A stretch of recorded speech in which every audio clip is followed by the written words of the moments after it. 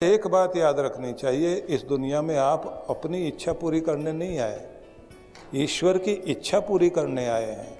जो ईश्वर की इच्छा पूरी करता है, भगवान उसकी सारी इच्छाएं पूरी करते हैं। उसको क्या मिलना चाहिए, जो भगवान कहते हैं ना, योगक्षेमम वाहम्यहम्, तुम्हें जो मिलना चाहिए वो भी मैं दूंगा, जिस चीज़ से तुम्हारी सुरक्षा होनी चाहिए वो भी मैं करूंगा।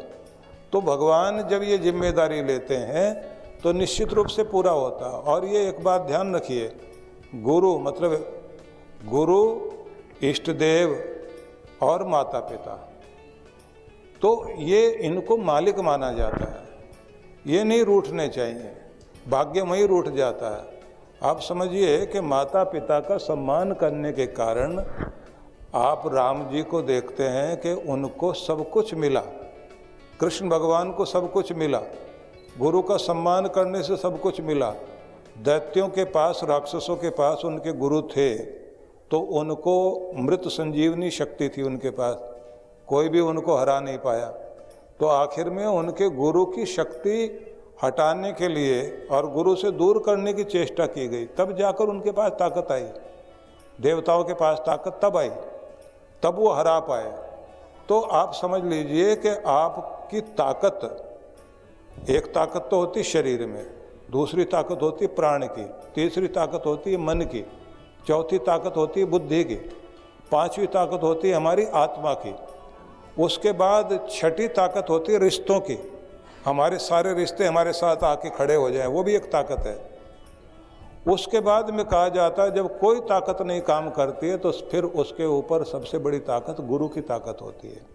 वो ताकत आकर जुड़ जाए तो आपका दुर्भाग्य भी सौभाग्य में बदलने लग जाता है। विक्रमादित्य के साथ में कोई ज्योतिषी रहता था जो ये कहता था कि आपकी कुंडली और आपका हाथ देख लिया, आपके भाग्य में गरीबी लिखी हुई है, आपकी गरीबी जा नहीं सकते। उसने कहा मैं गरीब रह ही भी नहीं सकता, मेरे साथ रहो। तो वो रहकर देखा उसने, सवेरे उठ करके जैसे वो अपने बड़ों को सम्मान देता था, गुरु को सम्मान देता था, धर्म करता था, तो कुछ ही दिनों के बाद जोशी ने आकर के कहना पड़ गया कि आप तो अपना क्या दुनिया का भाग्य बदलने के लिए आए हैं, जिसके कारण उनका नाम से विक्रम संवत चलता है ना, उन्हीं के नाम से, मतलब काल की गणना भी उनके नाम से होती है। इसी तरह आप सोचिए कि सुदामा के भाग्य में गरीबी थी, बदनसीबी थी। तो जिस समय कृष्ण भगवान कृपा करना चाह रहे थे तो लक्ष्मी ने आकर के कहा कि इनके तो भाग्य में लक्ष्मी है ही नहीं।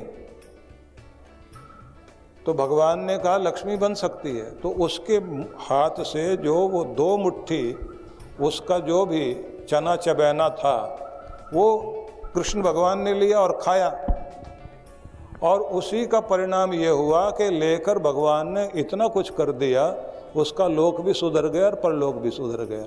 तो जो भाग्य कहीं नहीं बन सकता वो गुरु के दरबार में बनता है, माँ बाप के आशीर्वाद से बनता है और इष्ट देव के प्रति गहरी श्रद्धा से बनता है। तो इसलिए अपनी इच्छा पूरी करने नहीं आए आप दुनिया में, ईश्वर की इच्छा में अपनी इच्छा मिला करके काम करना शुरू कीजिए, कहीं कोई कमी नहीं रहेगी।